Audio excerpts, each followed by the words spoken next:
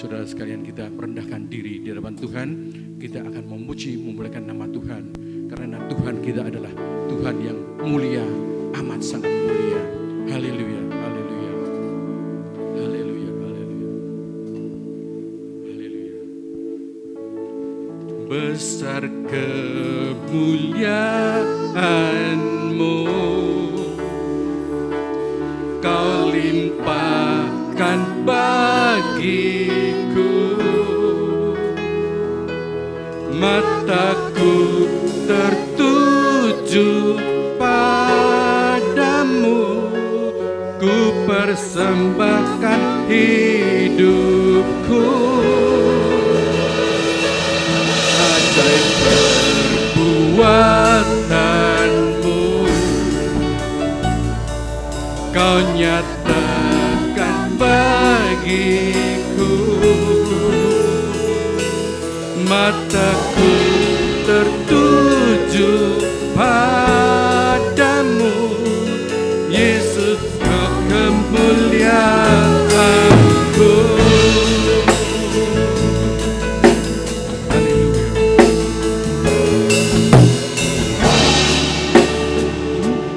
Diriku serupa gambaran-Mu, Yesus, pakailah hidupku bagi kerajaan-Mu. Telah aku lupakan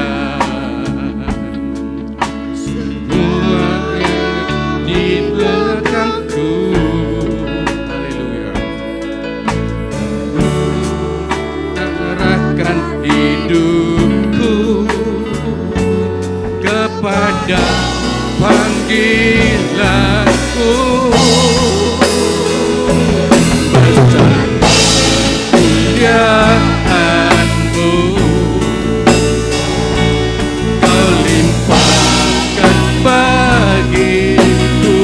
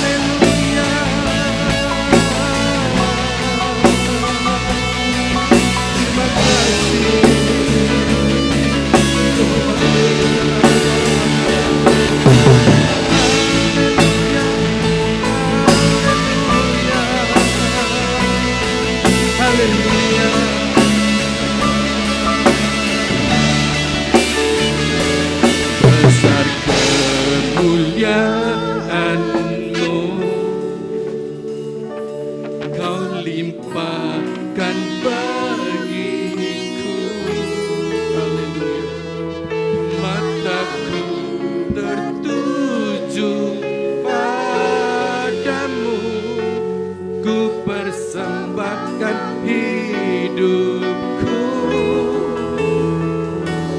Ajaib perbuatanmu, kau nyatakan bagiku,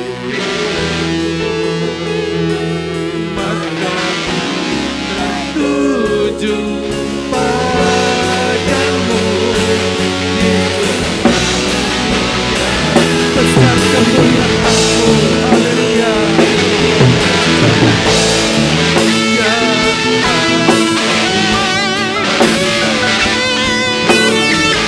akan bagiku, mataku tertuju padamu, persembahkan hidupku.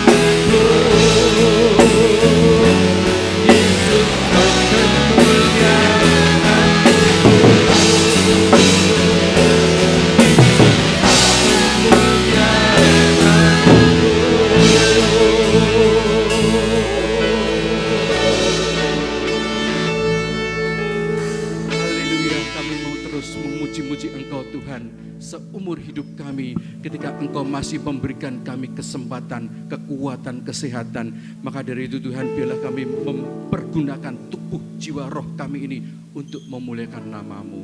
Tuhan, terpuji nama-Mu Tuhan, kiranya Tuhan mau terus lawati seluruh jemaat yang ada, sehingga kami boleh memberikan roh pengagungan kepada Engkau, memuji, memuliakan nama-Mu. Terpuji nama-Mu Tuhan, kami serahkan semuanya di dalam nama Tuhan Yesus Kristus. Kami sudah berdoa, haleluya, amin. Beri kemuliaan bagi Tuhan kita, haleluya, haleluya, haleluya, haleluya. Masih kuat berdiri, puji Tuhan, kita tetap berdiri memuji nama Tuhan. Saya temani berdiri, saya juga akan berdiri, kita kuat di dalam Tuhan. Kasih Tuhan tiada terukur, kesetiaan Tuhan tiada terhingga. Kita akan nyanyikan pujian ini, kasih-Nya luar biasa, panjang lebarnya melebihi lautan. Haleluya. Tiada terukur besar kasih setia-Nya, panjang dan lebarnya melebihi lautan.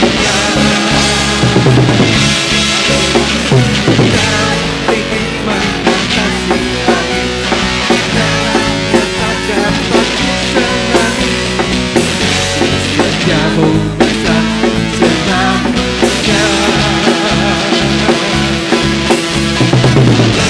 setiamu besar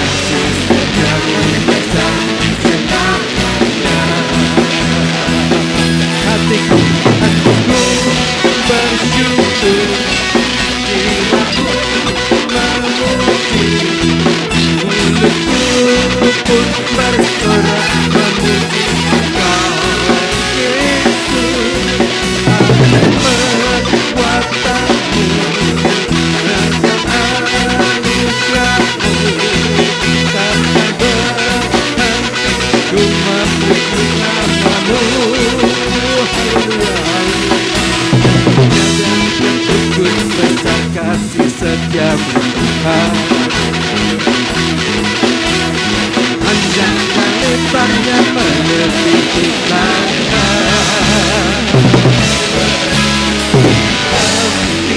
mengatasi langit, dalamnya tak dapat ku selami.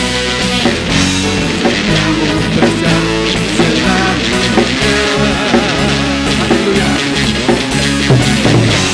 Setiamu besar selamanya. Kasih setiamu besar. Haleluya. Kasih setiamu besar selamanya.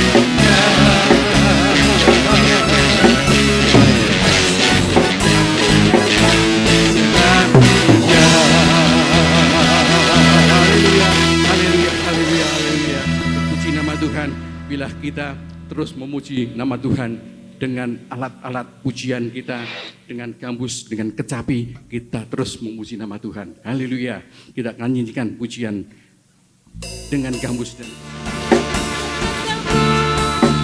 kecapi. Mari kita puji Tuhan, bersoraklah, bernyanyilah di hadapannya. Serukanlah nama Tuhan yang memberi kemenangan. Kalau Allah di pihak kita, siapa lawan? Dengan gambus, haleluya, kecapi, mari kita puji Tuhan. Terserahlah, bernyanyilah, bersuka di hadapannya. Berikanlah nama Tuhan yang memberi kemenangan. Kalau Allah di pihak kita, siapa lawan kita? Terdengar suara Tuhan dari Sion, terdengar suara kegirangan dari rumah yang telah dimenangkan. Dengan gambus, haleluya, dengan gambus dan kecapi, mari kita puji Tuhan.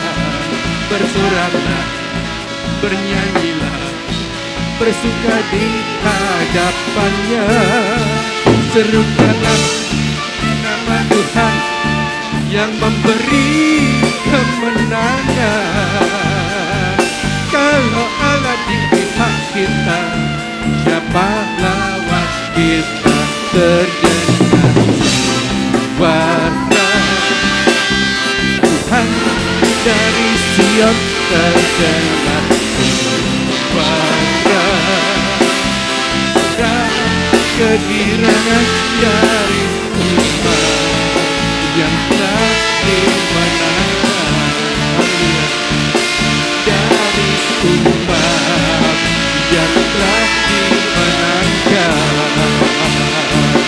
Dari umat yang telah dimenangkan.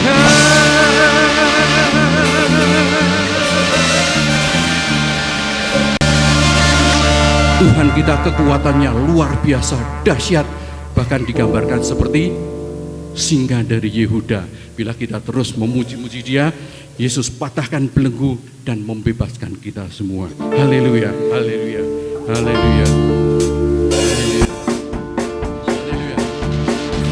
Dialah singa dari Yehuda, Yesus patahkan belenggu, bebaskan kita. Batu keselamatanku, kekuatanku pada waktu lemah, menara di waktu beban. Oh, dia pengharapan Tuhan, dialah singa dari Yehuda,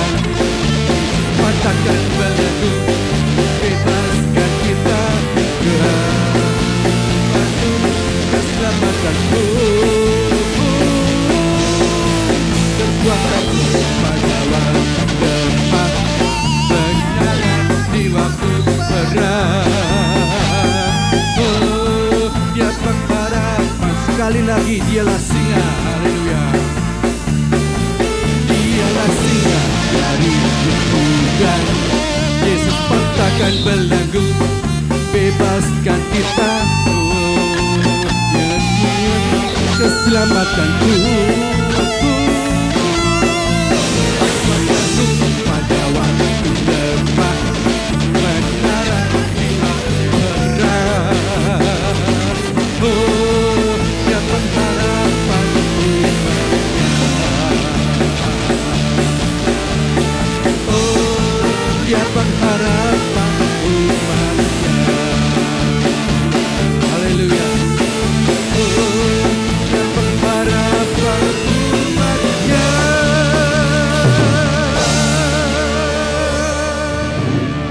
Silakan duduk Bapak Ibu Saudara. Terpuji nama Tuhan. Haleluya. Hari ini adalah minggu pertama kita akan mendapat perjamuan kudus. Di depan kita ada roti dan anggur yang merupakan gambaran daging dan darah Tuhan, di mana Tuhan dahulu telah mati di salib dan darahnya tercurah di kayu salib. Itu untuk kebaikan kita, untuk penebusan dosa kita. Kalau Tuhan Yesus tidak disalib, sia-sialah pemberitaan firman. Maka dari itu biarlah kita mengenang kasih Tuhan, di mana sudah rela mati di atas kayu salib. Dan biarlah kita terus berterima kasih atas karya Tuhan yang terbesar ini. Pengorbanannya yang tak dapat terbayangkan, kebaikannya tak dapat terlukiskan, sungguh teramat mulia. Haleluya.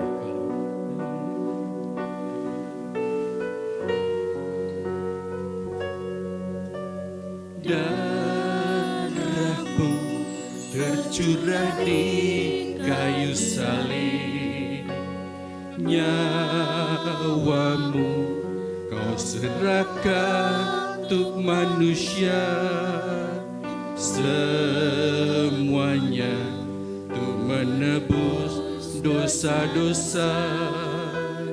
Kasih-Mu tak berawal tanpa akhir, pengorbanan-Mu tak dapat terbayarkan, kebaikan-Mu tak dapat terlukiskan, perbuatan-Mu sungguh teramat mulia.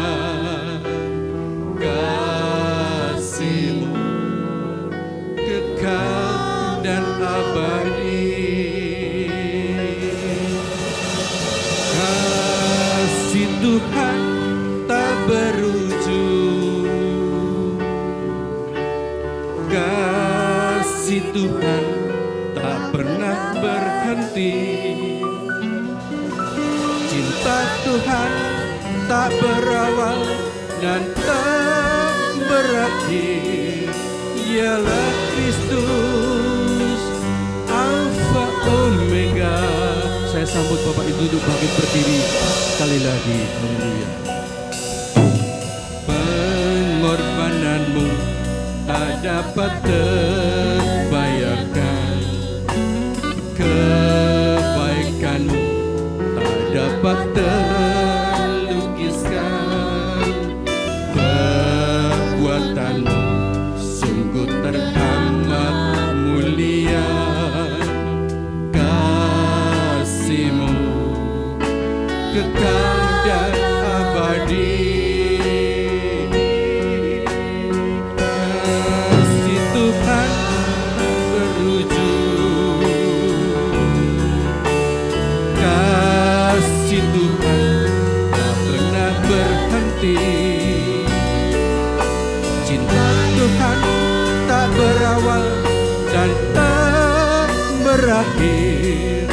Dialah Kristus Alfa Omega.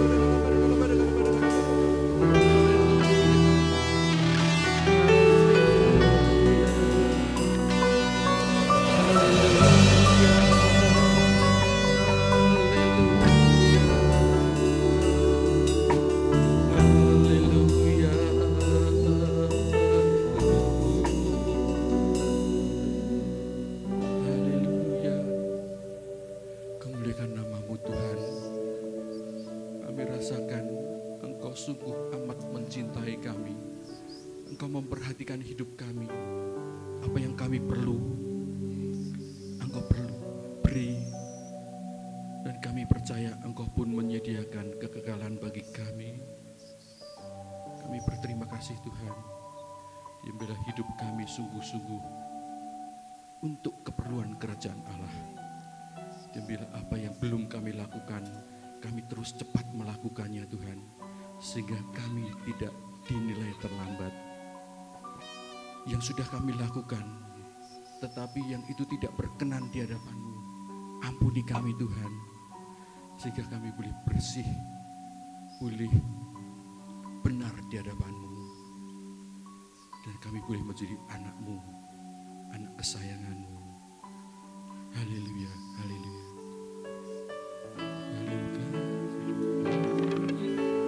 Kasih Tuhan tak berujung, kasih Tuhan tak pernah berhenti, cinta Tuhan tak berawal dan tak berakhir. Dialah Kristus, Alfa Omega. Kasih Tuhan tak berujung,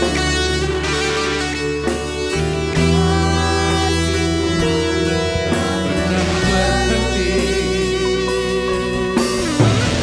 Tuhan tak berawal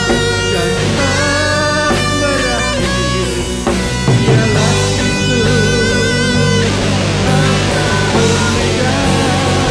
Alfa Omega. Dialah Kristus, Alfa Omega. Dialah Kristus, Alfa Omega.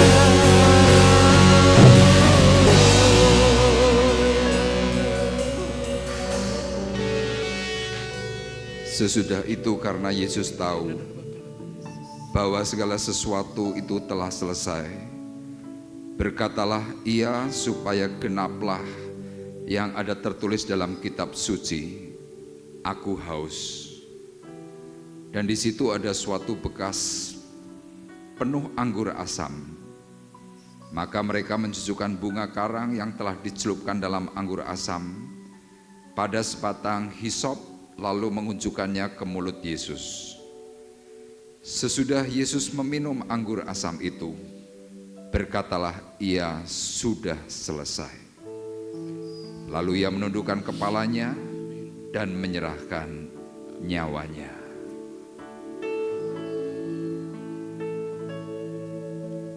Kasih Tuhan tak berujung, kasih Tuhan tak pernah berhenti, cinta Tuhan tak berawal dan tak berakhir.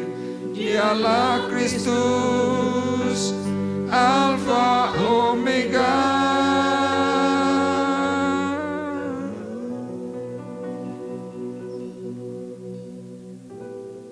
Kami boleh merasakan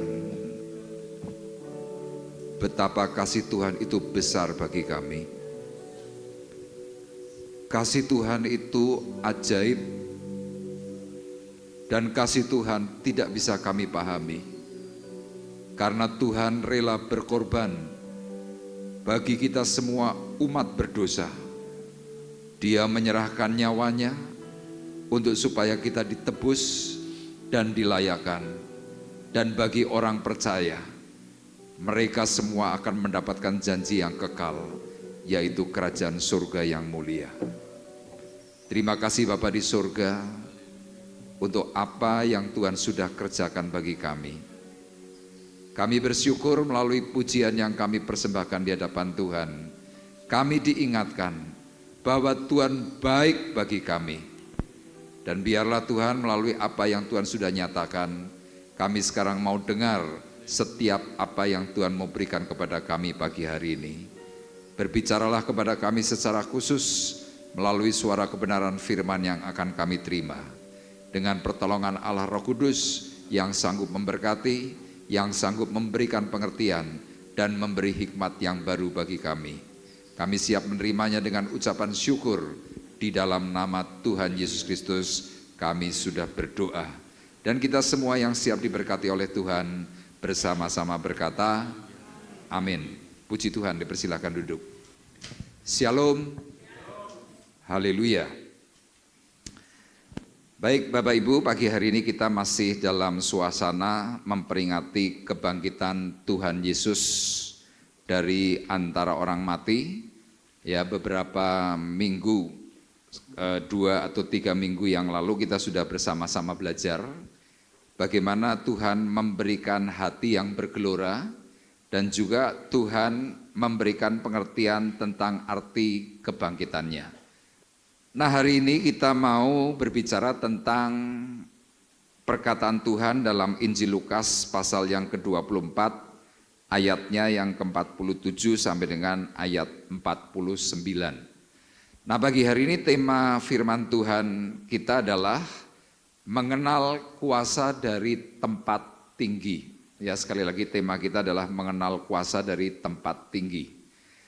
Nah, kita akan langsung saja membuka bagi Bapak Ibu yang membawa Alkitab atau mungkin membawa HP yang ada Alkitabnya. Kita bisa membuka di dalam Lukas pasal 24 ayat 47 sampai dengan ayatnya yang ke-49. Nanti saya akan membaca ayat 47, Bapak Ibu ayat 48 dan ayat 49 akan kita baca bersama-sama. Lukas 24 ayat 47 berkata demikian. Dan lagi dalam namanya berita tentang pertobatan dan pengampunan dosa harus disampaikan kepada segala bangsa mulai dari Yerusalem. Kamu adalah saksi dari semuanya ini. Bersama-sama 2, 3. Dan aku akan mengirim kepadamu apa yang dijanjikan Bapa-Ku. Tetapi kamu harus tinggal di dalam kota ini sampai kamu diperlengkapi dengan kekuasaan dari tempat tinggi. Amin. Bapak Ibu, inilah perkataan Tuhan sewaktu dia bangkit dari antara orang mati, kemudian dia berkeliling dari desa ke desa, kota ke kota untuk memberitakan kerajaan surga. Nah, sebelum hari di mana Tuhan itu diangkat ke surga, dia berbicara kepada para murid. Ya, ini adalah pertemuan yang ketiga kali. Ya, yang pertama kepada Maria, kemudian yang kedua kepada Simon Petrus dan satu orang yang tidak disebut namanya. Kemudian yang ketiga adalah pertemuan dengan semua murid. Nah, para murid yang hari itu bertemu dengan Yesus tidak langsung semuanya percaya. Kemudian Tuhan mulai menunjukkan bukti-bukti, lambung yang tertikam, tangan yang berlubang. Kemudian Tuhan memberikan kepastian, jamah aku, sentuh aku. Nah, para murid secara khusus hari itu Thomas menyentuh tangan Yesus yang berlubang. Nah, kemudian dengan banyak pembicaraan, kemudian akhirnya Tuhan memberikan perkataan yang terakhir. Nah, perkataan yang terakhir tadi dalam ayat 47 sampai dengan ayat 49 dikatakan sekali lagi.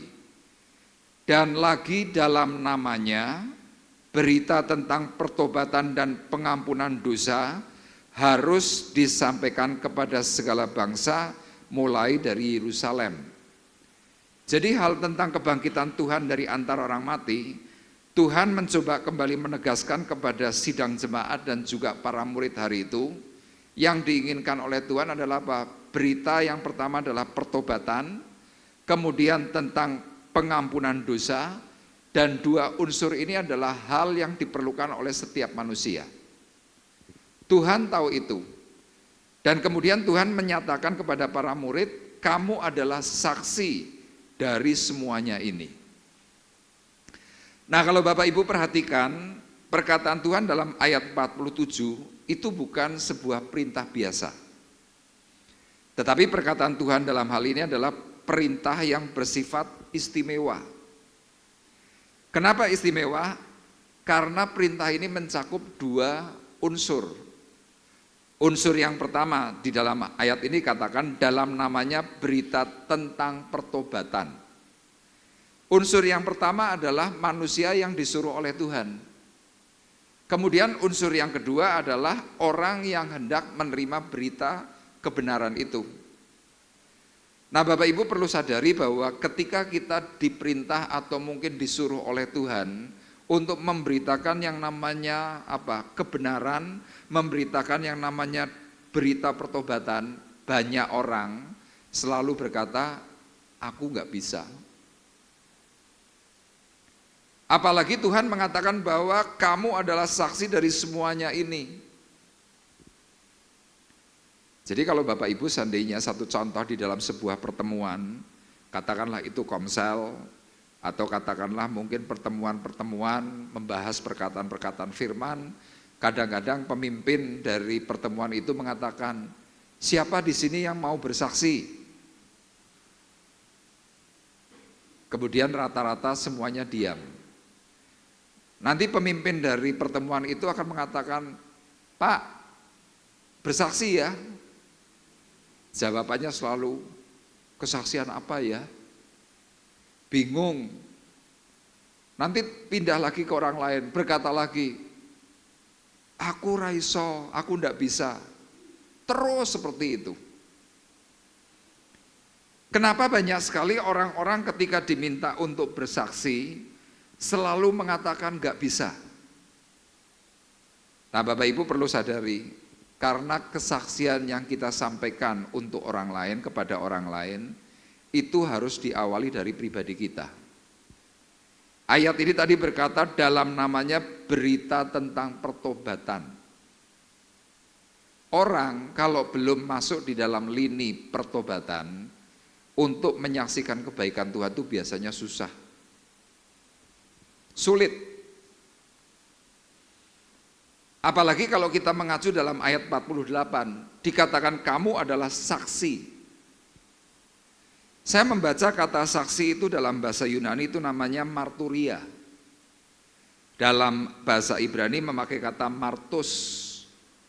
Ternyata dua unsur kata marturia dan juga martus itu mengkerucut menuju kata martir. Apa itu martir?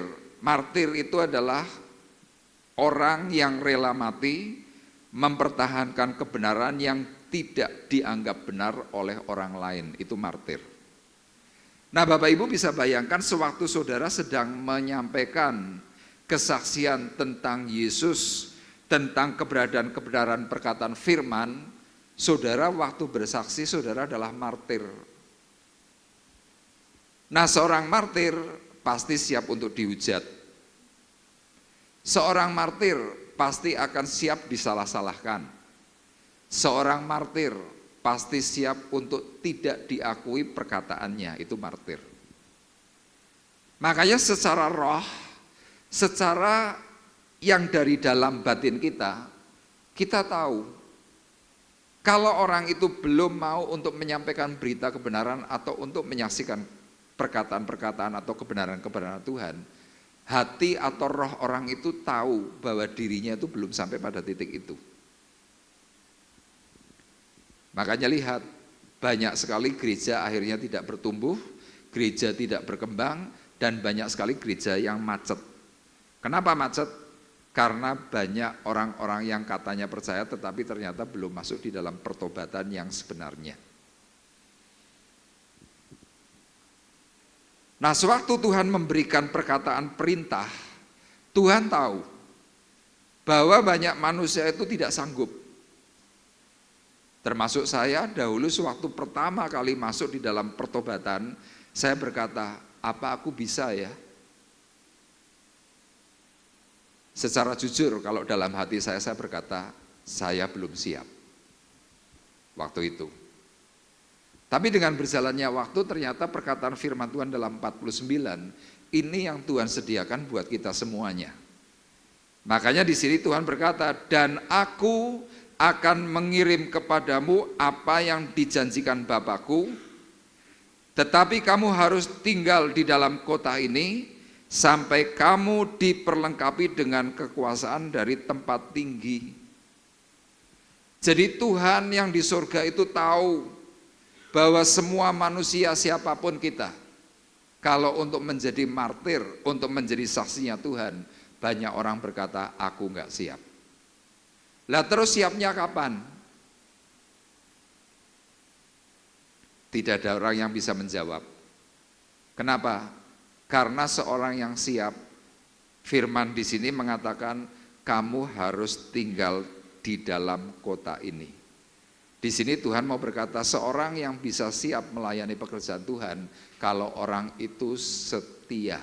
Kira-kira perkataannya seperti itu. Selama kita tidak memiliki kesetiaan di dalam Tuhan, untuk kita bisa siap menjadi martir, menjadi saksinya Tuhan itu sangat berat. Makanya pagi hari ini saya mengajak Bapak Ibu, yuk kita bersama-sama mempersiapkan hati kita. Bersama-sama kita mengarah kepada Tuhan dan berdoa, Tuhan beri aku perlengkapan dengan kekuasaan dari tempat yang maha tinggi. Yang setuju katakan amin. Kita minta kepada Tuhan, supaya apa? Waktu di mana Tuhan mau memberikan semuanya itu, kalau kita sudah berkata terlebih dahulu kepada Tuhan, Tuhan aku mau, aku siap. Nanti apa yang dijanjikan oleh Tuhan itu akan dengan sangat mudah itu turun.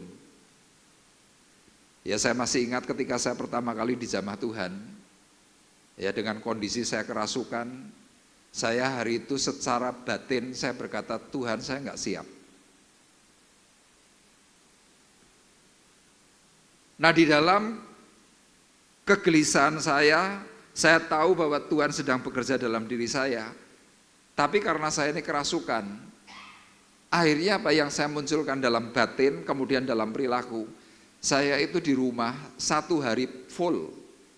Saya ngomong begini, aku mau tapi aku tidak siap. Tapi aku siap tapi aku tidak mau. Aku mau tapi aku tidak siap. Itu seharian full tuh saya ngomong begitu terus.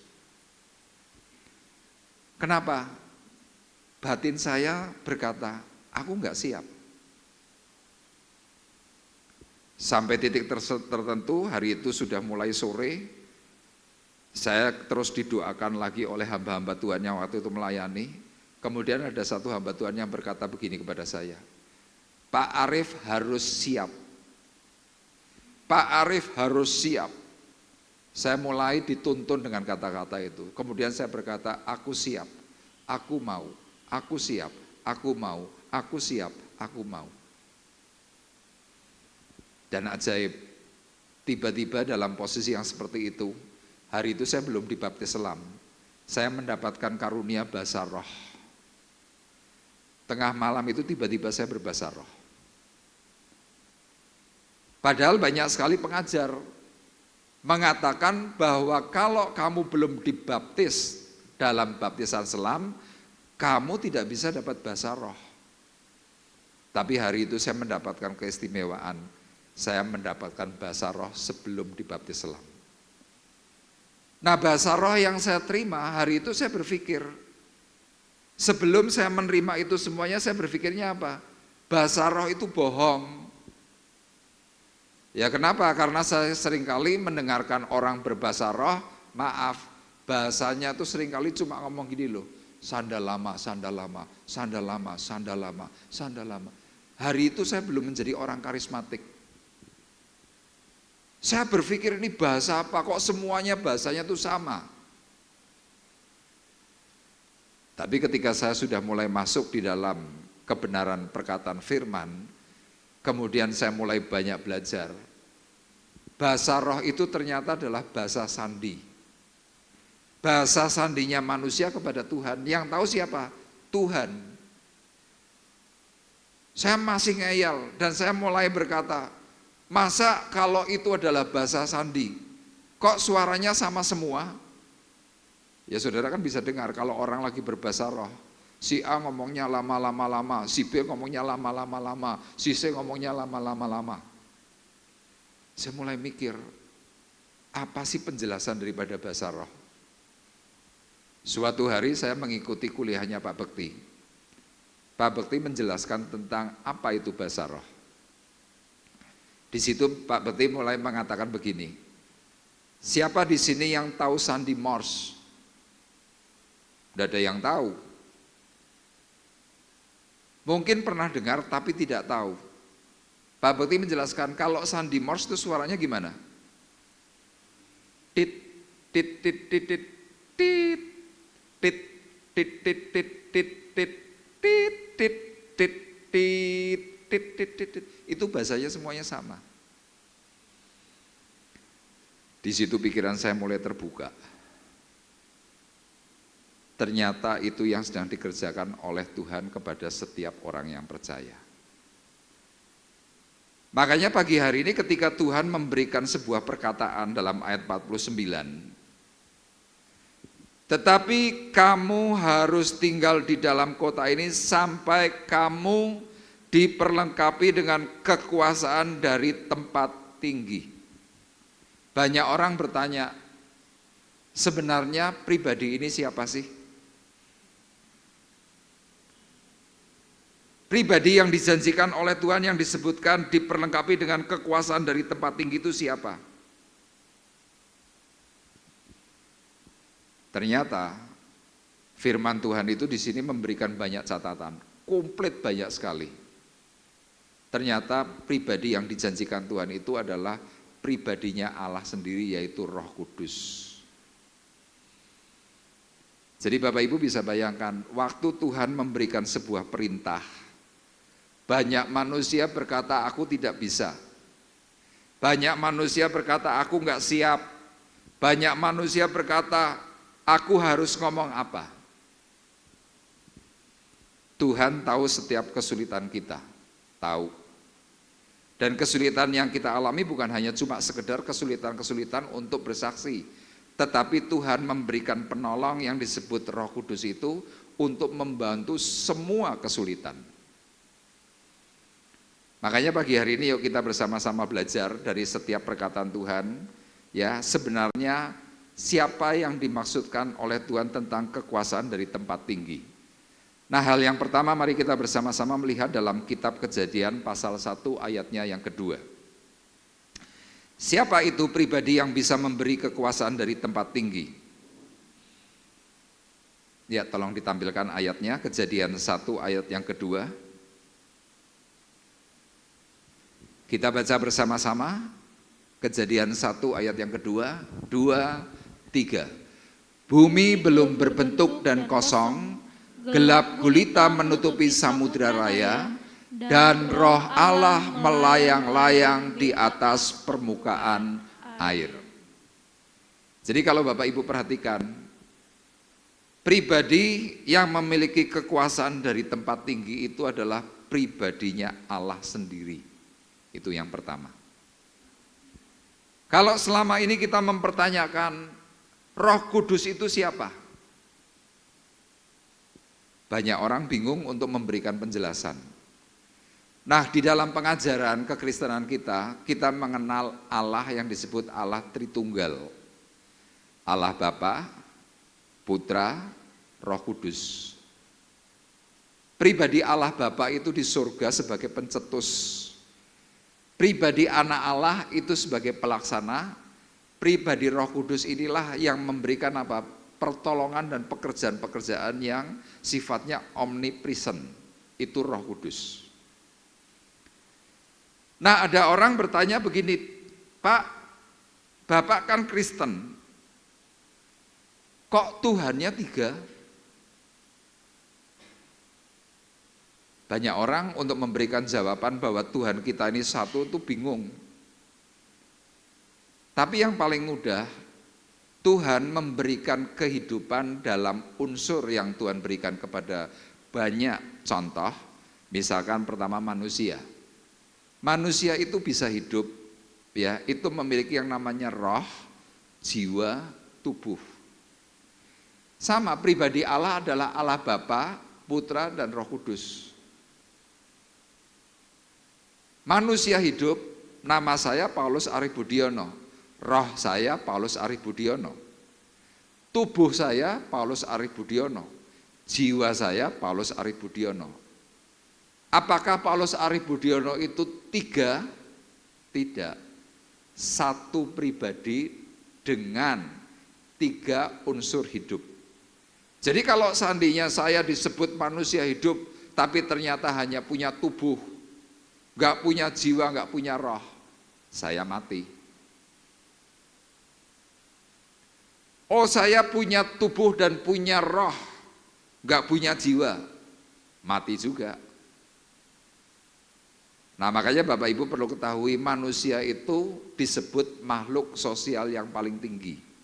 Kenapa? Unsurnya lengkap, roh, jiwa, tubuh. Binatang hanya punya tubuh dan jiwa, tidak punya roh. Loh Pak, bedanya roh dan jiwa itu apa? Kalau jiwa itu mewakili pikiran, perasaan, kehendak, itu jiwa. Roh mewakili hatimu, itu roh. Terus kalau binatang gimana? Hanya punya unsur tubuh dan jiwa. Makanya binatang pun bisa dilatih. Misalkan contoh anjing. Anjing diberi pertanyaan kalau anjing yang dilatih. 1 tambah 1 berapa? Biasanya pakai tulisan. Kemudian anjing bisa jawab, hung, hung. 2, oh bener. Dilatih lagi, 3 tambah 3 berapa? Jeguknya 6 kali. Oh benar, itu jiwa. Makanya ketika anjing yang mempunyai jiwa disakiti, anjing itu bisa balas. Sama engkau manusia yang kerap kali disakiti, yang ingin membalas itu siapa? Jiwamu. Engkau terus ditekan, kau pasti berontak. Sama, anjing ditekan pasti berontak. Semut binatang yang kecil diinjak pun pasti gigit. Kenapa? Punya jiwa. Kemudian makhluk hidup yang ada di dunia selain manusia, hewan, ada lagi tumbuh-tumbuhan. Tumbuh-tumbuhan ini hanya punya tubuh, tidak punya jiwa, enggak punya roh. Makanya pohon kalau ditebang ya diam aja.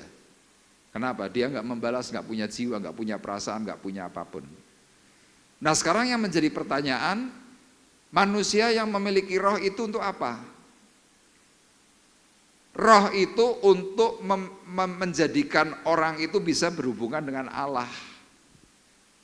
Kenapa? Karena firman Tuhan berkata, Tuhan adalah roh. Nah roh ini yang menjadikan orang itu punya cita-cita.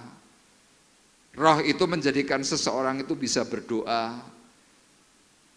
Roh itu yang menjadikan seseorang itu punya intelektual, itu roh.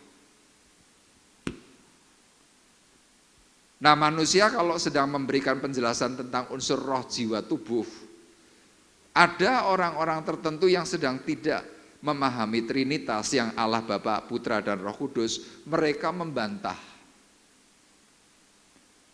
Mereka kemudian mulai menyelewengkan dengan perkataan apa? Masa Tuhan beranak, ibunya siapa?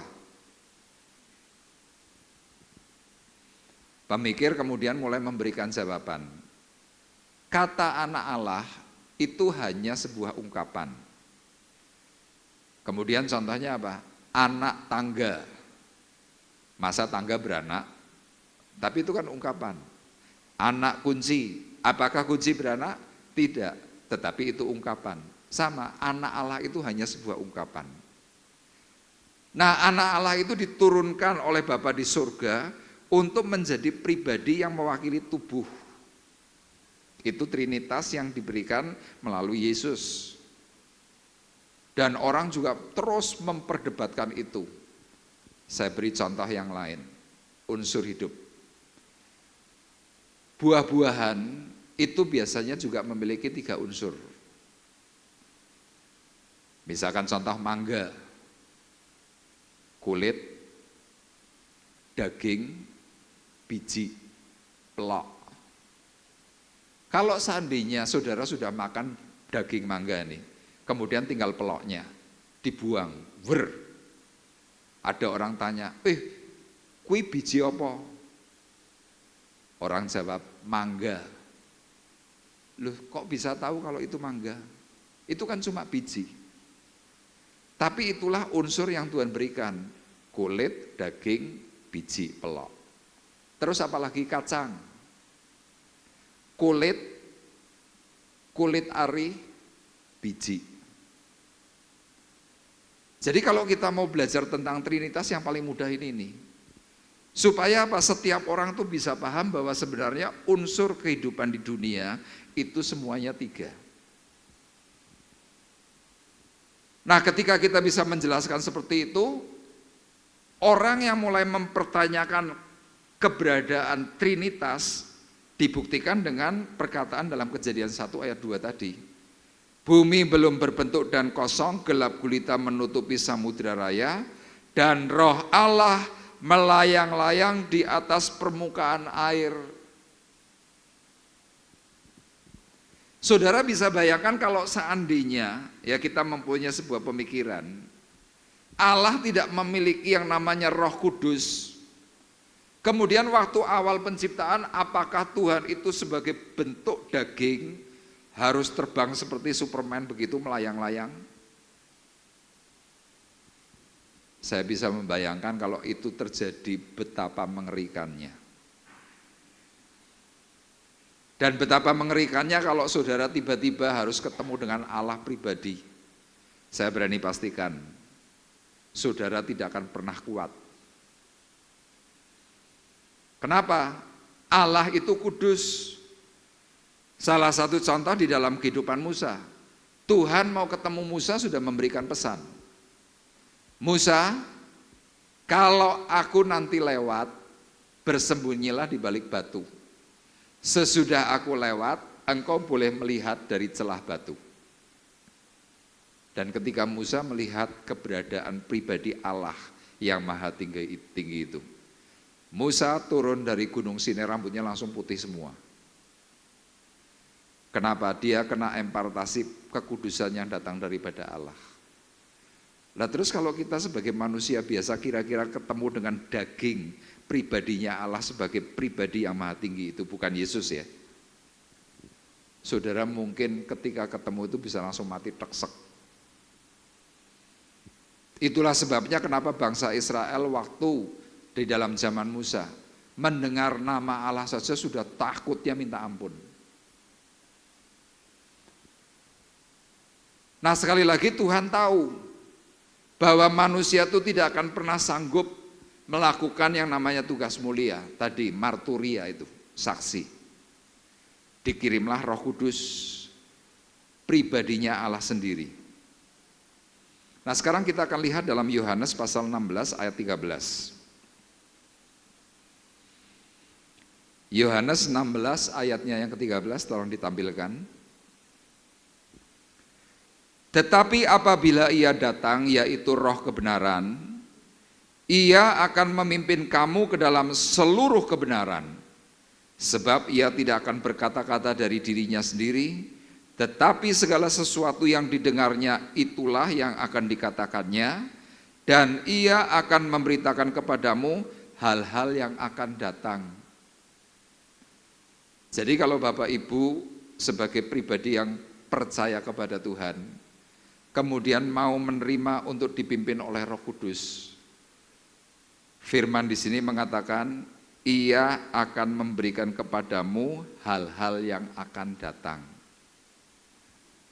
Makanya Bapak Ibu perhatikan, orang yang hidupnya sungguh-sungguh di dalam Tuhan, tiba-tiba hikmat ilahi itu muncul. Kenapa hikmat ilahi itu muncul? Karena hikmat itu adalah Allah.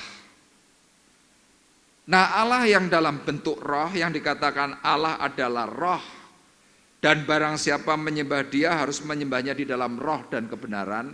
Waktu Roh Kudus itu tinggal dan masuk dalam dirimu, engkau dahulu mungkin orang biasa, tapi sewaktu roh Allah itu masuk dalam dirimu, tiba-tiba saudara ini bisa ngerti tentang masa depan. Itu yang namanya hikmat. Makanya saya sangat berharap sekali nanti di tanggal 18 itu adalah kenaikan Tuhan. Kemudian mulai dari tanggal 19 sampai dengan tanggal 28 itu adalah 10 hari Pentakosta. Nah, kita akan melakukan yang namanya Pekan Pentakosta selama 10 hari. Saya sangat berharap hadir. Bapak Ibu mau hadir selama 10 hari? Coba nanti Bapak Ibu akan mengerti seperti apa yang dikatakan oleh firman Tuhan. Saudara tiba-tiba bisa memiliki hikmat. Saudara mungkin tumpang tangan kepada seseorang yang sedang Anda doakan. Saudara langsung tahu, Pak, kamu punya problem ABCD, problemmu ini bisa ngerti. Nah, perlunya kita pagi hari ini bersama-sama belajar mengenal kuasa dari tempat yang maha tinggi. Yang pertama ini penting, pribadi Allah sendiri itu yang ditawarkan kepada kita umat percaya. Loh Pak, kok ada gereja-gereja yang katanya Alkitabnya sama dengan kita, kok mereka enggak percaya? Ada ya gereja-gereja tertentu tidak mau memakai karunia-karunia Roh Kudus. Bapak Ibu saya jelaskan, kenapa mereka tidak percaya? Karena mereka berpikir bahwa Alkitab yang kita miliki itu sifatnya hanya berjalan dalam kurun waktu yang dahulu. Jadi seperti halnya Roh Kudus yang dijanjikan Bapa itu hanya terjadi 2000 tahun yang lalu. Padahal Alkitab yang kita miliki dalam kitab Wahyu dikatakan kitab yang diberikan oleh Tuhan Yesus Kristus itu adalah kitab nubuat. Jadi artinya apa? Alkitab yang kita miliki ini up to date. Kalau ini tidak up to date, berarti tanda mukjizat pasti hilang. Kalau Alkitab yang dikatakan melalui setiap tulisan-tulisan yang ditulis secara detail itu tidak up to date, maka hal-hal tentang karunia-karunia itu tidak ada. Ya kalau mungkin beberapa waktu yang lalu di multimedia, media sosial, ada hamba Tuhan kalau tidak salah di daerah Balikpapan atau Banjarmasin. Itu karunianya itu luar biasa. Di pinggir jalan itu loh cuma nyentuh orang, celek, sembuh. Sentuh orang, sembuh, sembuh, sembuh. Kok bisa? Dia itu yang namanya karya Roh Kudus. Nah, orang-orang yang sedang berpikir bahwa karunia Roh Kudus itu sudah tidak ada, kenapa? Yang pertama, karena mereka berpikir Roh Kudus itu sakral. Ya kalau sesuatu yang sakral kan pasti mereka akan sangat-sangat takut untuk mempergunakan. Padahal firman Tuhan itu jelas di dalam Injil Yohanes pasalnya yang ke-16 dikatakan kalau Roh Kudus itu roh penolong itu datang, Ia akan memimpin kamu di dalam seluruh kebenaran. Jadi Bapak Ibu bisa bayangkan apa yang dikatakan oleh Tuhan, tetapi oleh beberapa gereja tertentu ini semuanya ditolak. Dan Bapak Ibu bisa lihat gereja tertentu yang menolak akan Roh Kudus, ya, tanda mujizat hampir tidak ada, tanda bahasa roh tidak ada, dan karunia-karunia yang lain pun mereka tidak mengalami. Terus pada akhirnya mereka bagaimana? Doanya monoton. Tapi kalau firman Tuhan seperti yang dikatakan oleh Tuhan sendiri, bahwa nanti orang-orang yang setia akan diperlengkapi dengan kekuasaan di tempat tinggi, orang itu akan mengalami apa? Hidup yang dinamis. Dan kalau Bapak Ibu mau belajar di dalam Alkitab, ya Alkitab kita ini kan mulai dari Perjanjian Baru, dimulai dari Injil Matius, kemudian Markus, Lukas, Yohanes, sesudah itu Kisah Para Rasul. Nah, Kisah Para Rasul itu adalah cerita tentang perjalanan gereja. Jadi kalau Bapak Ibu belajar gereja mula-mula seperti apa, dan nanti pada suatu hari gereja itu akan tenggelam, akan hilang. Kapan? Pada waktu kedatangan Tuhan yang kedua kali. Tanda-tanda itu nanti akan mulai dimunculkan Tuhan, akhirnya apa? Akan muncul yang namanya gereja rumah. Makanya kenapa gereja itu perlu membuat komsel, membuat persekutuan-persekutuan doa di dalam rumah. Itu semuanya untuk persiapan. Jadi Bapak Ibu perlu pahami bahwa apa yang dikatakan oleh firman Tuhan yang oleh beberapa gereja tertentu itu ditolak. Itu nanti semuanya akan terjadi. Kalau hari ini kita bertanya, Pak, gereja itu hari ini zaman apa, Pak? Gereja hari ini sudah masuk di dalam zaman yang namanya gereja profetik. Jadi saya akan jelaskan ya tentang pertumbuhan gereja. Gereja awal itu adalah gereja mula-mula yang dimulai dari gereja Katolik. Kemudian mulai berkembang, ada yang namanya gereja Protestan.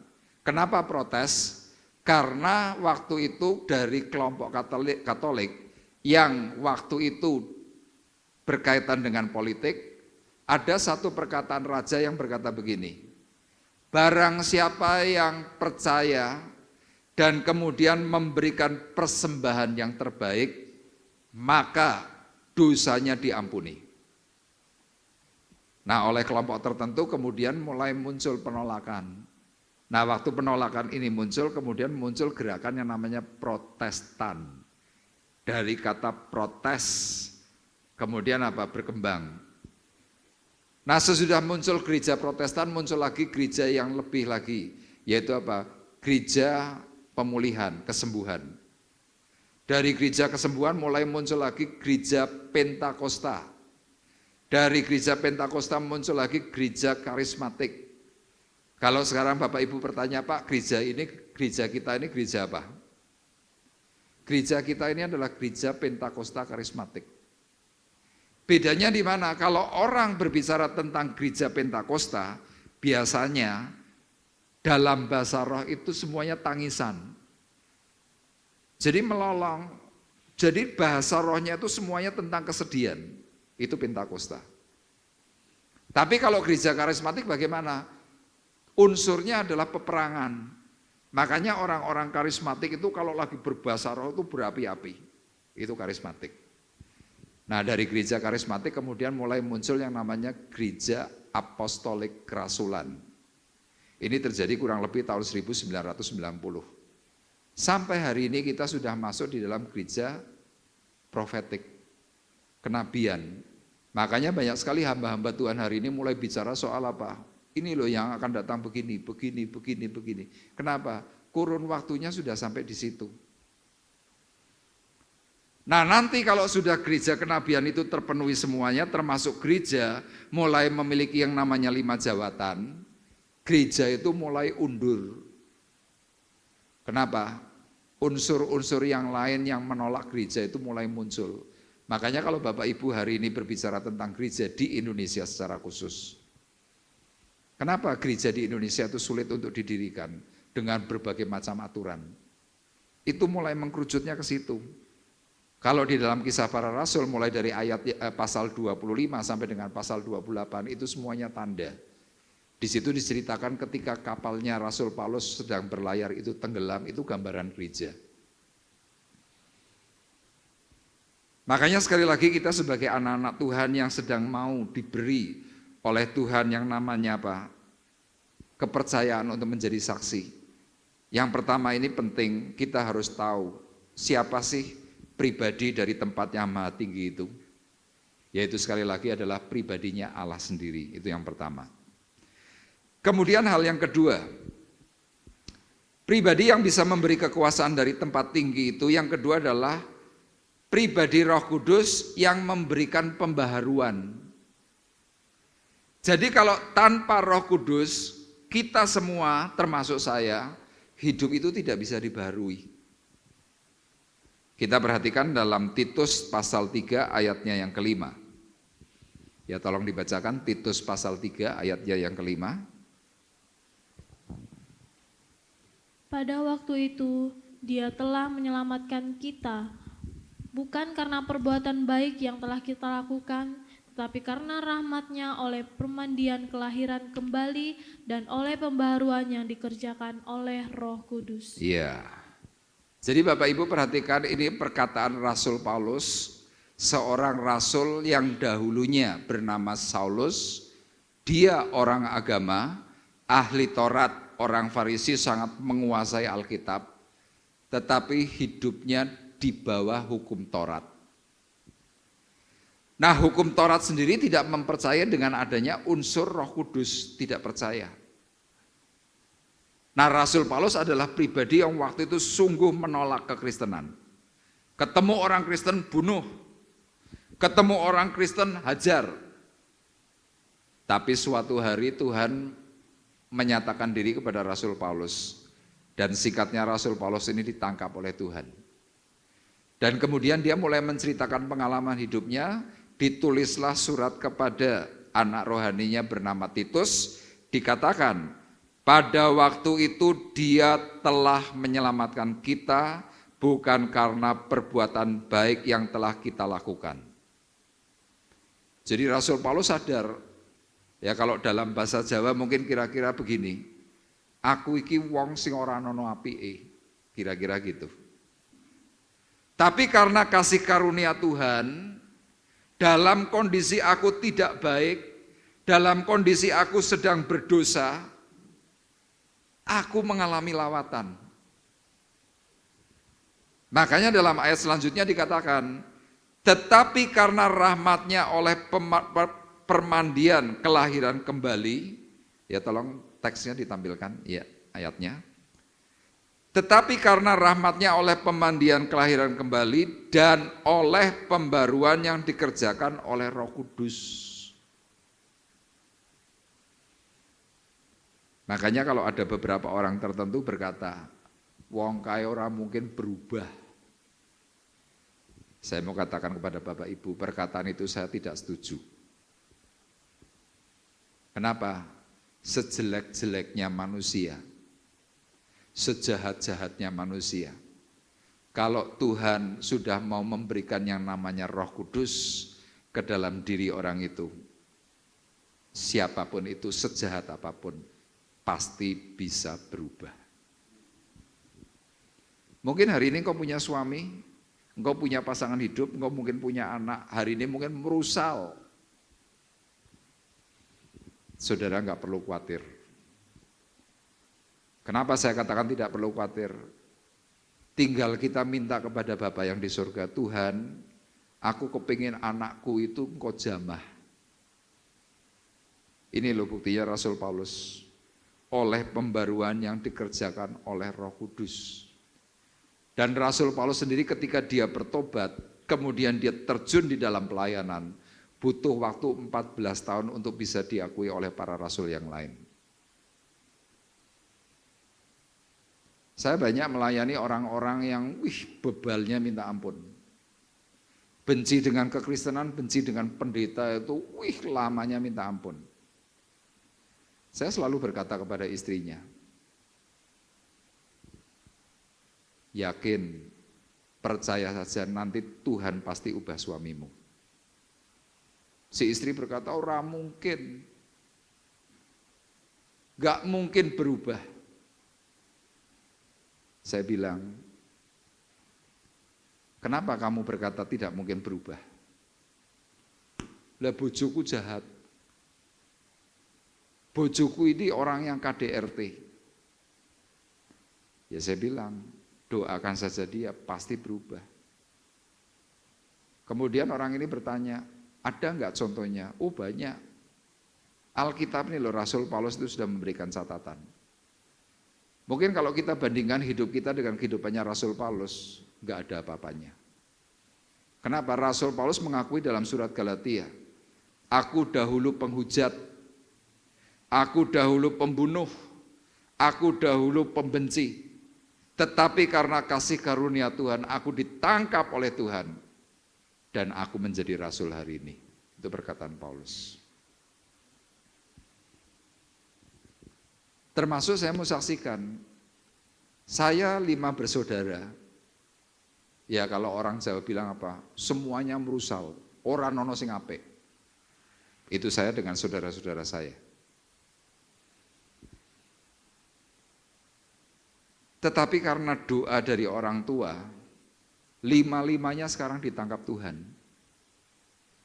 Teman-teman yang dahulu kumpul kalau ketemu selalu berkatanya apa? Gak mungkin. Tidak mungkin. Tapi waktu mereka mulai melihat kehidupan kita, yang dahulunya mabuk, yang dahulunya judi, itu semuanya hilang. Bapak Ibu yakin kalau suatu hari kelak siapapun di antara kita, mungkin ada keluarga kita yang sedang mengalami masalah. Tetapi kalau kita percaya dengan perkataan Tuhan, Roh Kudus itu akan memberikan pembaharuan atas kita semuanya. Tidak ada yang mustahil, itu yang dikatakan oleh Paulus. Kemudian yang kedua, ya, di sini dijelaskan Roh Kudus yang memberi pembaharuan itu menginsafkan. Ya, tolong ditampilkan Yohanes 16 ayat yang ke-8. Yuk kita akan baca bersama-sama. Yohanes 16 ayat 8, 2, 3. Dan kalau ia datang, ia akan menginsafkan dunia akan dosa, kebenaran, dan penghakiman. Ini loh kerjanya Roh Kudus, ada 3 hal. Menginsafkan akan dosa, menginsafkan kebenaran, menginsafkan penghakiman. Loh Pak, artinya ayat ini gimana? Roh Kudus itu akan memberitahu pada waktu kita sedang melakukan pelanggaran dosa, Roh Kudus ngomong, itu dosa loh. Kalau dulu gimana? Dahulu sebelum ada Roh Kudus yang turun di dalam hatimu, di dalam hidupmu, engkau melakukan dosa, ya sudah bablas. Tapi coba, seseorang yang sudah lahir baru, kemudian melakukan dosa, hatinya itu loh pasti teriak. Dan seorang yang sudah diingatkan oleh Roh Kudus tentang dosa, kalau orang itu tetap nekat, apa yang terjadi? Kegelisahan hati itu muncul. Mungkin saudara akan berkata, loh Pak, saya enggak berdosa karena zina loh Pak. Pak, saya tidak mencuri loh Pak. Pak, saya tidak berjudi loh Pak. Tapi jangan lupa Bapak Ibu, persoalan yang kerap kali kita alami dalam hidup kita itu adalah persoalan hati. Misalkan apa? Yang paling parah di hadapan Tuhan ketika engkau benci. Di hadapan Tuhan itu dosa. Orang benci itu sadar enggak sih? Sadar. Orang benci itu kalau diingatkan tentang dosa, ngerti. Tapi dirinya enggak mau bertobat.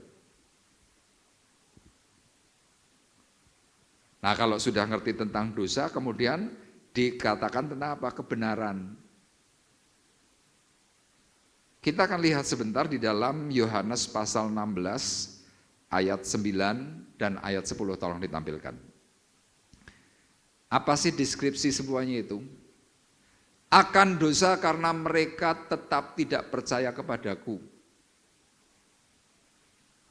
Jadi orang kalau tanpa Roh Kudus tidak ngerti tentang dosa dan tidak ngerti dan tidak mau menerima siapa Yesus. Itu dosa. Akan dosa karena mereka tidak percaya kepadaku, akan kebenaran karena aku pergi kepada Bapa dan kamu tidak melihat aku lagi. Orang yang tidak percaya kepada Tuhan melalui perkataan Roh Kudus tidak akan percaya bahwa hari ini Tuhan itu ada di surga.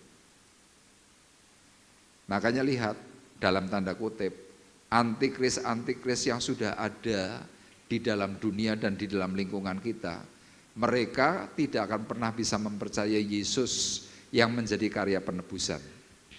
Kenapa? Mereka tidak memiliki Roh Kudus itu. Terus ayat 11.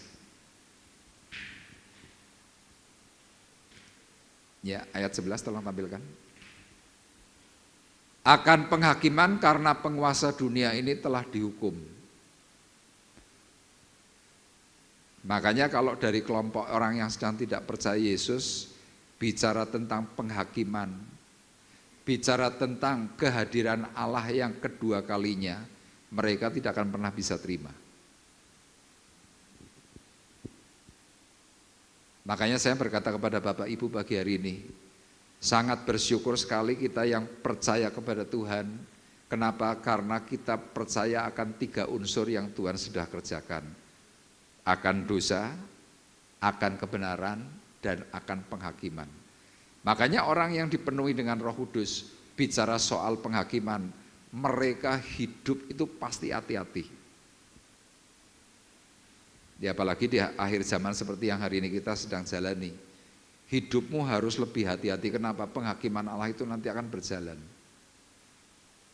Tetapi lihat, kalau orang yang tidak mengenal Roh Kudus, lihat dalam kehidupan sehari-hari, meskipun mereka beragama, demo tetap jalan. Semuanya tetap dilakukan dengan pelanggaran-pelanggaran yang keras. Kita sebagai Kristen, apa yang kita lakukan? Kita lebih banyak diam meskipun kita ditekan. Itu yang kedua. Dan yang terakhir, siapa pribadi yang bisa memberi kekuasaan dari tempat tinggi? Yang terakhir, dia adalah pribadi yang bisa menolong. Ya, kita perhatikan dalam Yohanes 14 ayatnya yang ke-16. Kita perhatikan bersama-sama. Yohanes pasal 14 ayat 16. Aku akan minta kepada Bapa dan Ia akan memberikan kepadamu seorang penolong yang lain supaya Ia menyertai kamu selama-lamanya. Seperti tadi saya katakan di awal, Roh Kudus itu bukan hanya menolong engkau di dalam pelayanan, di dalam engkau bersaksi, tidak. Tetapi Roh Kudus ini akan memberikan kepadamu sebagai penolong dalam berbagai aspek. Aspek apa? Waktu engkau susah, waktu engkau mungkin punya problem, waktu engkau dihujat, waktu engkau disalah-salahkan. Nah, hari ini banyak sekali problem-problem rumah tangga yang kadang-kadang kita nggak bisa selesaikan. Kenapa kita nggak bisa selesaikan? Karena kita berpikir, percuma aku jadi Kristen. Faktanya hidupku tetap sama. Tapi coba seperti apa yang dikatakan oleh firman Tuhan. Kalau kita minta kepada Bapa yang di surga, Tuhan beri Roh Kudus-Mu atas aku. Nanti waktu saudara ya mengalami yang namanya Roh Kudus, mungkin saudara ini sedang doa atau mungkin sedang nyanyi. Tiba-tiba tuh loh hatimu tuh bisa mengalami sesuatu sentuhan dan kau tiba-tiba dalam nyanyimu atau dalam doamu, engkau tiba-tiba bisa nangis. Kenapa demikian? Karena firman Tuhan memberikan catatan di dalam Roma pasal 8 ayat 26. Dikatakan bahwa Roh itu membantu kita dalam kelemahan kita, sebab kita tidak tahu bagaimana sebenarnya harus berdoa. Jadi waktu Roh Kudus itu mulai hinggap dalam dirimu, engkau yang mungkin tidak pandai berdoa, tiba-tiba doamu tuh lancar. Engkau yang mungkin suara nyanyimu fales, melalui pujian itu, Roh Kudus itu memberikan sentuhan yang baru. Makanya lihat, seseorang yang mau intim bersama Tuhan dan ditolong oleh Roh Kudus, hidup itu tiba-tiba akan berubah. Yang dahulu mungkin mudah sakit hati, yang mudah kecewa, yang mudah menyalah-nyalahkan orang lain, karena Roh Kudus, tiba-tiba orang itu bisa menerima apa adanya, meskipun sedang disakiti.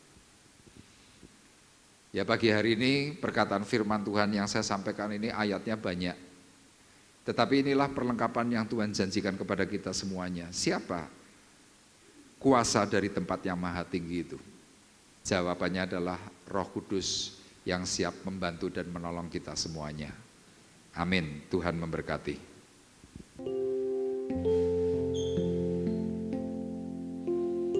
Kita akan mengatakan kepada Tuhan, tiada pernah kuragukan, tiada pernah kuragukan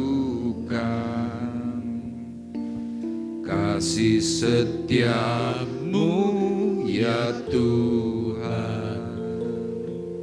Setiap waktu dalam hidupku tak pernah kau tinggalkan. Meski langit tampak suram, awan gelap pun menghadap, hadapi rendah, lewati gelombang, tak pernah kau tinggalkan diriku.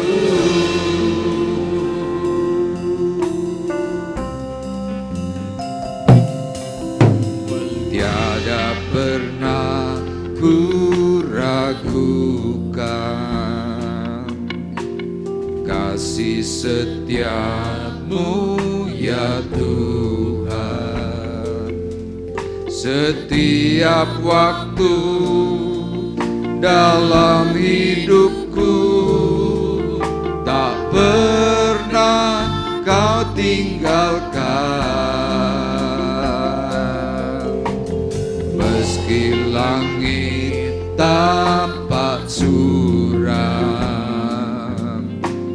awan gelap pun menghadap, hadapi badai, lewati gelombang, tak pernah kau tinggalkan diriku.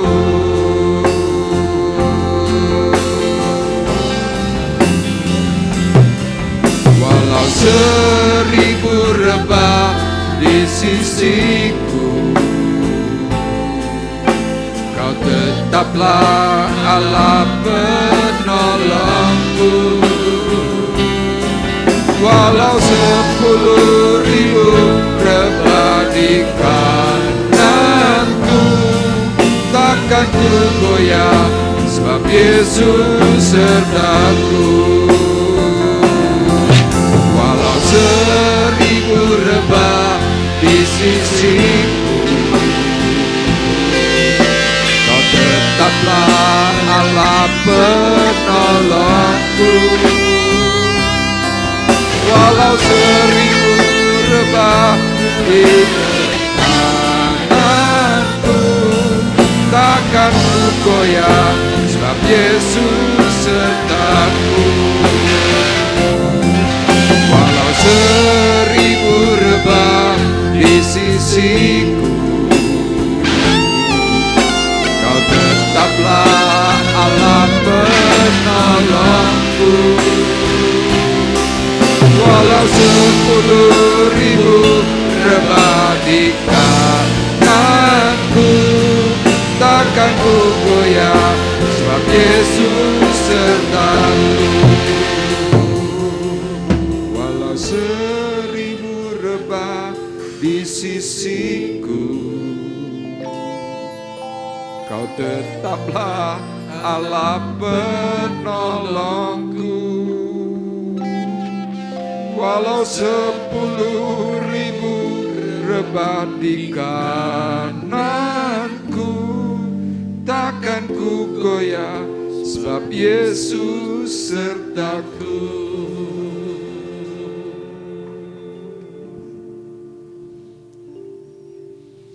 Pemazmur menceritakan pengalaman hidupnya,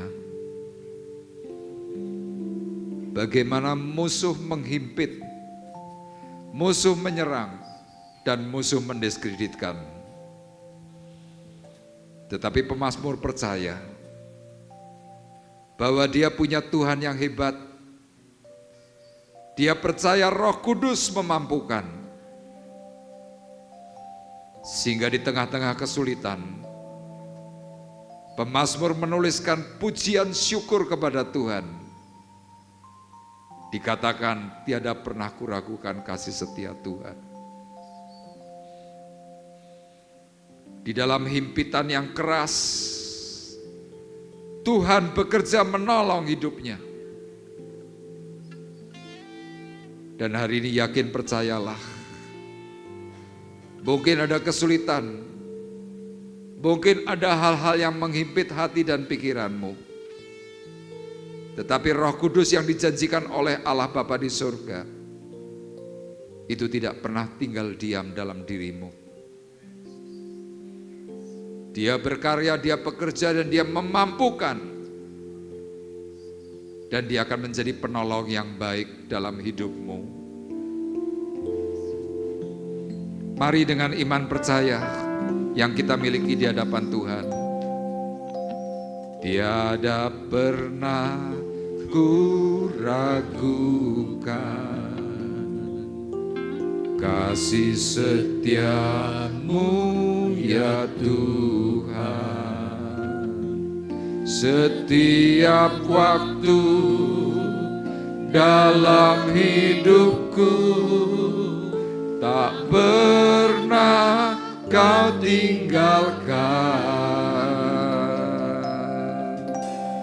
Meski langit tampak suram, awan gelap pun menghadap, hadapi badai, lewati gelombang, tak pernah kau tinggalkan diriku.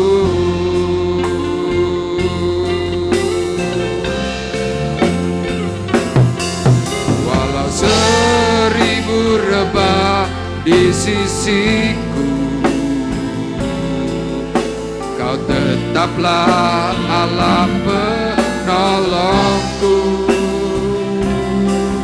Walau 10.000 rebah di kananku, takkan ku goyah, sebab Yesus sertaku.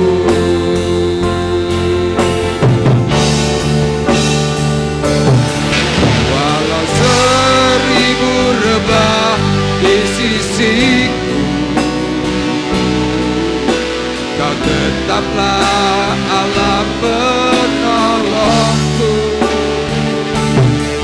Walau 10.000 rebah di kananku, takkan ku goyah, sebab Yesus sertaku.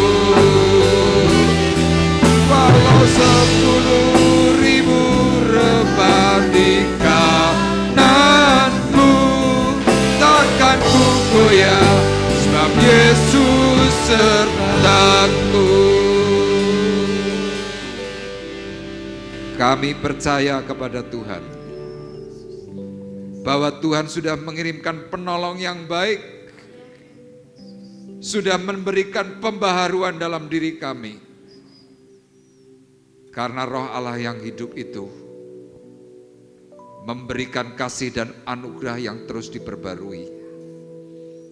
Dan biarlah Tuhan pagi hari ini, ketika Engkau mengutus kami semuanya, di dalam ketidakmampuan kami, dalam ketidakbisaan kami, tetapi kami yakin percaya Engkau akan memampukan kami semuanya, karena Engkau sudah mengirimkan kekuasaan dari tempat yang maha tinggi untuk kami semuanya.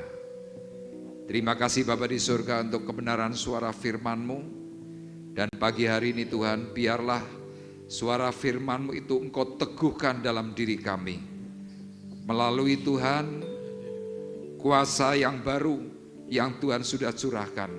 Dan kami mau meteraikan Tuhan dengan perjamuan kudus yang sebentar kami akan menerimanya.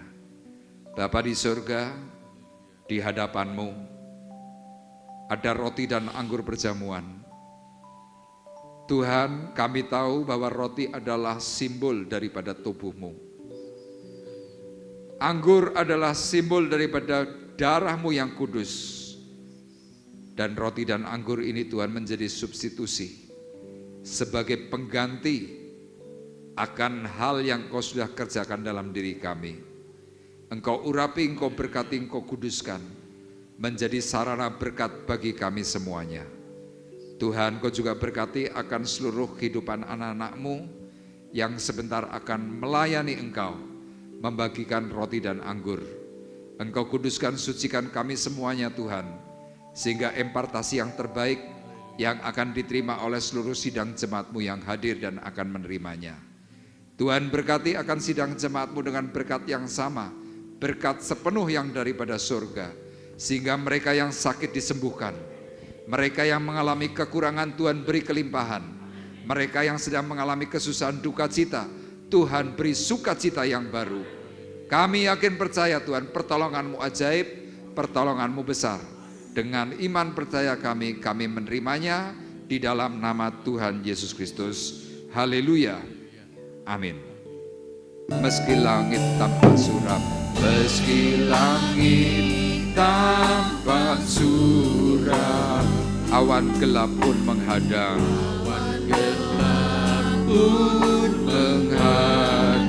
hadapi badai, lewati gelombang, tak pernah Kau tinggalkan diriku.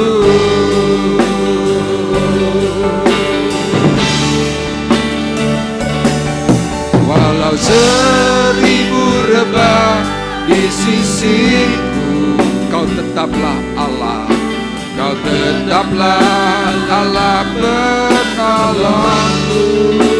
Walau 10.000 rebah, takkan ku goyah, sebab Yesus sertaku. Walau 1000 rebah, walau 1000 rebah di sisiku, Kau tetaplah Allah penolongku. Walau 10.000 rebah di kananku, takkan ku goyah, sebab Yesus sertaku. Mungkin ada di antara Bapak Ibu yang belum menerima roti dan anggur perjamuan. Kalau sudah menerima semua, mari saya undang kembali untuk bersama-sama bangkit berdiri.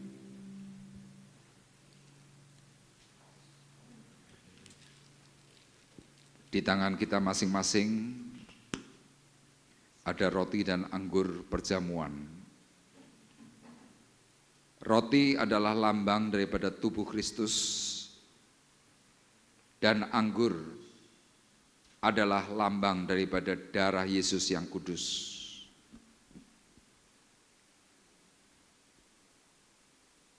Kita bersama-sama pagi hari ini diingatkan sesuai dengan berkat perkataan firman yang ditulis oleh Rasul Paulus. Sebab apa yang telah kuteruskan kepadamu telah aku terima dari Tuhan, yaitu bahwa Tuhan Yesus pada malam waktu ia diserahkan, ia mengambil roti. Sesudah itu ia mengucap syukur atasnya, ia memecah-mecahkannya dan berkata, inilah tubuhku yang diserahkan bagi kamu, perbuatlah ini menjadi peringatan akan aku. Demikian juga ia mengambil cawan. Sudah makan lalu ia berkata, cawan ini adalah perjanjian baru yang dimeteraikan oleh darahku. Perbuatlah ini setiap kali kamu meminumnya menjadi peringatan akan aku. Sidang jemaat Tuhan terkasih, marilah kita bersama-sama memegang roti lebih tinggi dari kepala kita masing-masing. Dan terimalah perkataan firman-Nya, aku berbicara kepadamu sebagai orang-orang yang bijaksana.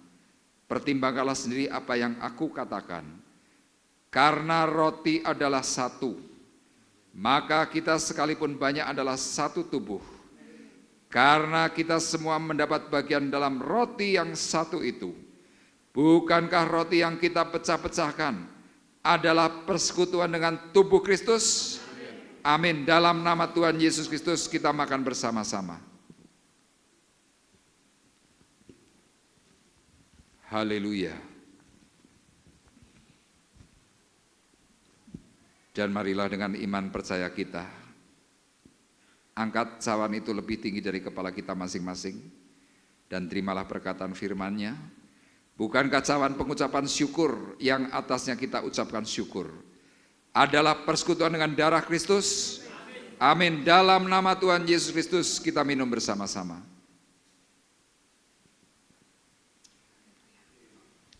Haleluya. Terima kasih.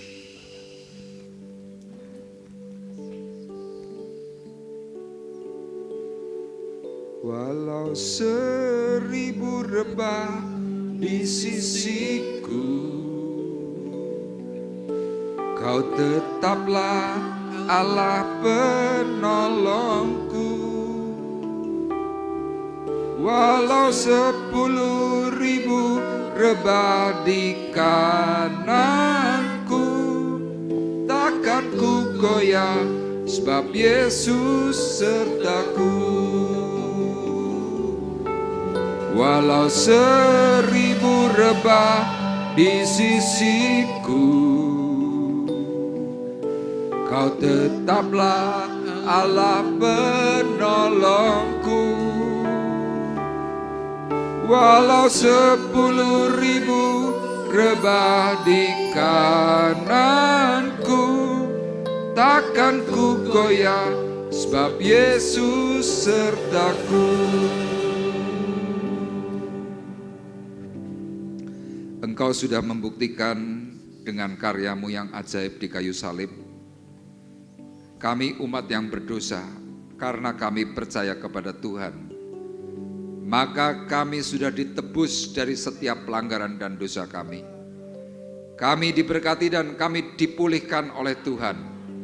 Bukan hanya tubuh jasmani kami yang diberkati, tetapi kerohanian kami juga bertumbuh dalam kasih Kristus yang ajaib. Sehingga kami percaya Tuhan, keluarga kami semuanya juga dipulihkan serta diberkati oleh Tuhan. Terima kasih Bapa di surga untuk segala sesuatu yang Tuhan sudah nyatakan. Segala hormat, pujian, syukur kami kembalikan di dalam nama Yesus. Kalau sebentar Tuhan, kami juga hendak memberikan korban persepuluhan, memberikan korban yang terbaik untuk pekerjaan Tuhan di tempat ini. Tuhan, hamba-Mu berdoa supaya semua sidang jemaat-Mu yang hadir ketika mereka memberi dengan ketulusan. Dan kami percaya Tuhan, Engkau akan kembalikan berkali lipat dari apa yang sudah ditaburkan. Terima kasih, Engkau berkati juga Tuhan untuk petugas kolektan yang akan menjalankannya. Di dalam berkat nama Tuhan Yesus Kristus, kami sudah berdoa dan mengucapkan syukur kami. Dan kita semua yang diberkati oleh Tuhan bersama-sama berkata, amin. Kita akan berdoa. Bapa di surga, Engkau adalah Bapa kami yang baik. Engkau adalah Allah yang hidup, Allah yang menolong, dan Allah yang memberkati.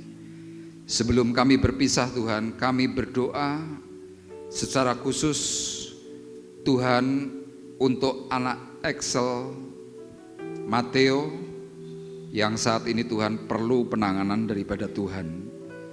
Biarlah kasih karunia yang daripada Tuhan menghangatkan hidupnya. Sehingga anak Excel ini Tuhan boleh mengalami berkat, mengalami pemulihan, bahkan kembali disempurnakan oleh Tuhan secara tubuh jasmani. Dan biarlah dari pemulihan kesembuhan yang Tuhan berikan, anak Excel boleh menjadi alat kesaksian bagi nama Tuhan. Kami percaya Tuhan, dokter, perawat, bahkan semua ahli medis yang sedang menangani, Engkau beri hikmat, beri pengertian, bahkan Tuhan jadikan mereka kepanjangan tangan kasih Tuhan yang ajaib, sehingga anak Excel ini dipulihkan dan disembuhkan oleh Tuhan. Terima kasih Bapa di surga.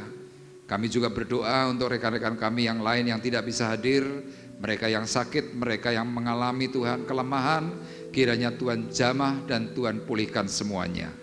Dan tiba saatnya Tuhan, sekarang kami hendak berpisah satu dengan yang lain. Sekarang kami mengangkat hati, mengangkat tangan kami di hadapan Tuhan. Sidang jemaat Tuhan terkasih, marilah kita bersama-sama pulang dengan membawa berkat, damai sejahtera Allah Bapa di surga. Pulanglah dengan membawa kasih karunia Tuhan Yesus Kristus. Di dalam persekutuan Roh Kudus, Tuhan memberkati engkau dan melindungi engkau. Tuhan menyinari engkau dengan wajah-Nya dan memberi engkau kasih karunia. Tuhan menghadapkan wajah-Nya kepadamu dan memberikan engkau damai sejahtera. Mulai dari pagi hari ini sampai Maranatha datang yang kedua kali. Dalam berkat nama Tuhan Yesus Kristus kami sudah berdoa dan mengucapkan syukur kami. Dan kita semua yang diberkati oleh Tuhan bersama-sama berkata, amin. Terima kasih Yesus.